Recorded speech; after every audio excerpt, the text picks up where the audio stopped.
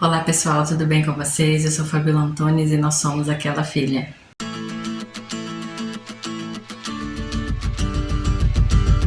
E aí, já fez o seu devocional hoje?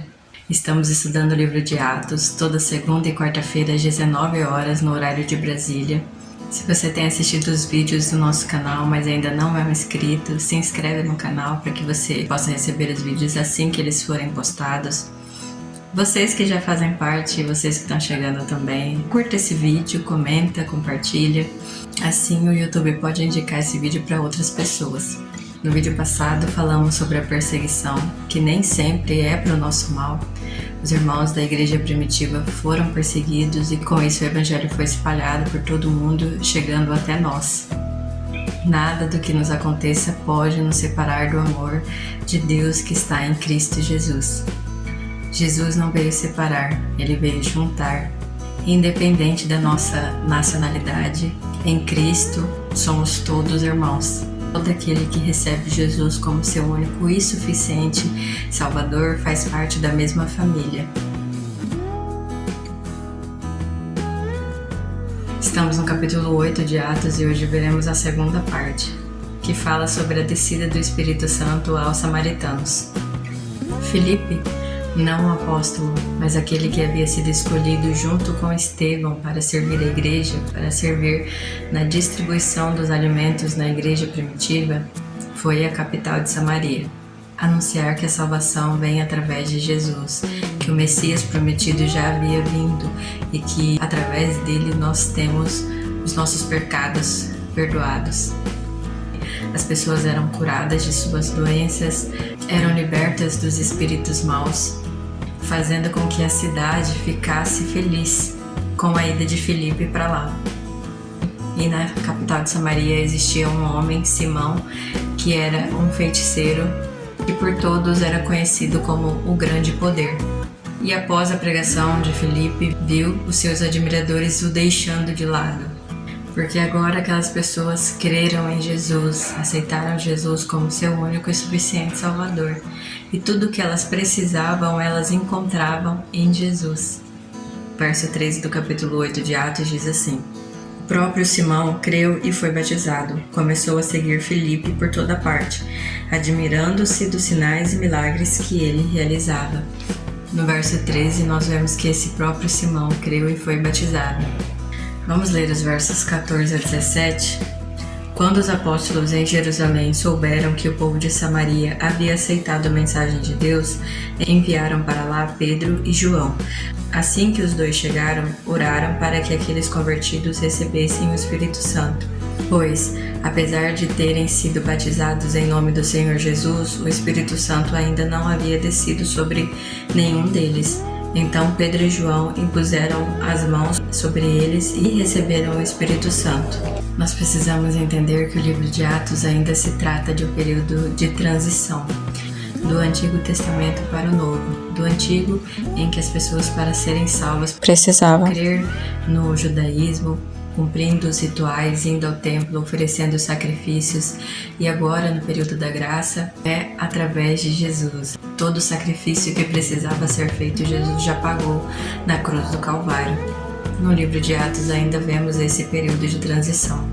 E para que os apóstolos e a igreja primitiva, que até então era formada somente de judeus, entendesse que o evangelho não era algo restrito somente aos judeus, mas para todas as nações, eles precisavam ir até Samaria. Eles precisavam ver a importância de se pregar o evangelho a todas as nações, como Jesus havia dito lá em Mateus 28, a partir do verso 18.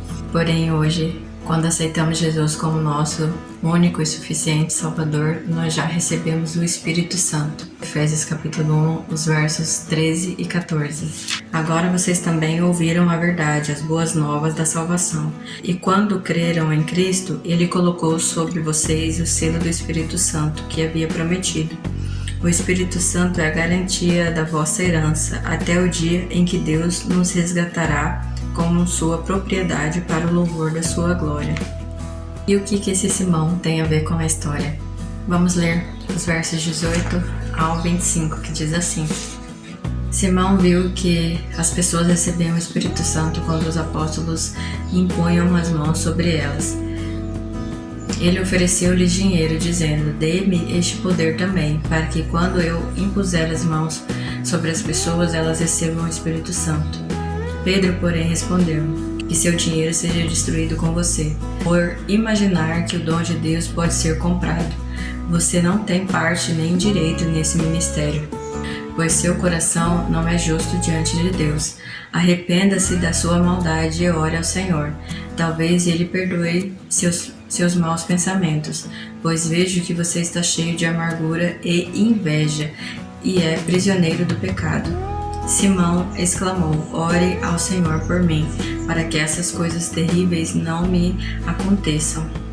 Depois de terem testemunhado e proclamado a palavra do Senhor em Samaria, Pedro e João voltaram a Jerusalém. Ao longo do caminho, voltaram em muitas vilas samaritanas para anunciar as boas novas. Esse Simão queria continuar tendo e sendo conhecido como o grande poder, provavelmente porque ele não havia entendido de fato o Evangelho. Quem deve ser glorificado e honrado é Deus. Vemos que Pedro e João também aprenderam algo naquele dia. Viram que a salvação não é somente dos judeus.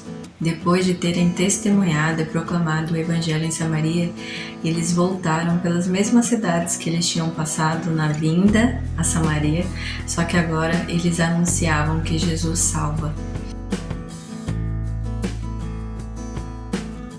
Esse texto nos mostra que nós precisamos estar alerta com algumas coisas. Primeiro, que a salvação não pode ser comprada, nem o poder dado pelo Espírito Santo. O ministério de Deus não tem a ver com comércio. Segunda coisa é que quanto mais se aproxima o final dos tempos, mais se levantarão falsos profetas. E essas pessoas estão dentro das igrejas, ensinando coisas falsas, contrárias à palavra de Deus. E uma das formas que nós podemos identificá-los é nas questões financeiras, seja na má administração do dinheiro da igreja ou a falta de clareza quando querem receber dinheiro para realizar curas e milagres. Vamos ler 2 Pedro, capítulo 2. O capítulo 2 de 2 Pedro fala sobre os falsos profetas. Então, seria interessante que vocês lessem todo esse capítulo, mas nós vamos ler o verso 15. Desviaram-se do caminho reto e seguiram os passos de Balaão, filho de Beor, que amou a recompensa que receberia por fazer o mal. Então, no Antigo Testamento nós vimos a história de Balaão, que era um profeta que só falava aquilo que Deus queria. Porém, seu coração estava longe de Deus. O seu coração só queria receber a recompensa, o dinheiro. Reconhecemos os falsos profetas, principalmente nessas questões financeiras, que o objetivo deles é somente ganhar dinheiro. E para que nós não sejamos enganados, nós precisamos estar firmados na Bíblia, na Palavra de Deus, na Bíblia. Ao lermos Atos, precisamos entender que esse era um período ainda de transição do Antigo Testamento para o Novo. Do Antigo, em que as pessoas, para serem salvas, precisavam crer no judaísmo, ir ao templo, oferecer sacrifícios para pagar os pecados delas. Já no Novo Testamento, no período da graça, que é o período que nós estamos, a salvação é através de Jesus. Simão não recebeu o Espírito Santo porque ele queria continuar sendo reconhecido como o grande poder. Não enganamos a Deus, Ele conhece o nosso coração. Vamos ler Romanos 10, 9 e 10, diz assim: "Se você declarar com a sua boca que Jesus é o Senhor e crer em seu coração que Deus o ressuscitou dos mortos, será salvo. Pois é crendo com o coração que você é declarado justo, e é declarando com a boca que você é salvo." Não é só declarar com a boca que nós vamos ser salvos, nós precisamos crer em nosso coração. E Deus conhece o nosso coração, conhece o nosso coração e as nossas intenções. Então, nós não podemos enganá-lo. É como a história de Balaão. Se nós só focarmos no Antigo Testamento, muitas vezes pode ser que você nem entenda o porquê Balaão foi chamado de falso profeta. Porque na verdade ele foi um profeta que só falou aquilo que Deus queria que ele falasse. Porém, seu coração estava ligado ao dinheiro. Ele só queria fazer as coisas para receber recompensas, como nós lemos em 2 Pedro capítulo 2, verso 15. Pedro e João precisaram ir a Samaria para entender que a salvação não era algo exclusivo dos judeus. Após eles terem testemunhado e proclamado a salvação em Samaria, voltaram para Jerusalém anunciando as boas novas. Como vemos em Romanos 3,10, diz que não há nenhum justo, nem sequer um. Nenhum de nós merece a salvação, nenhum de nós merece a graça, o favor imerecido de Deus. Não tem quem precise mais ou quem precise menos da salvação. Todos nós precisamos da graça de Deus. Não se esqueça que nós temos a salvação porque alguém se preocupou, saiu da sua zona de conforto para anunciar a Jesus para nós. Amém? Que Deus abençoe a sua vida. Acompanhe o livro de Atos, leia na sua casa. Eu espero que Deus mostre para você também, através da leitura da palavra dele, o quão rico, o quão precioso é conhecer a Bíblia, a palavra de Deus. Amém? Que Deus abençoe a sua vida. Até o próximo vídeo e tchau!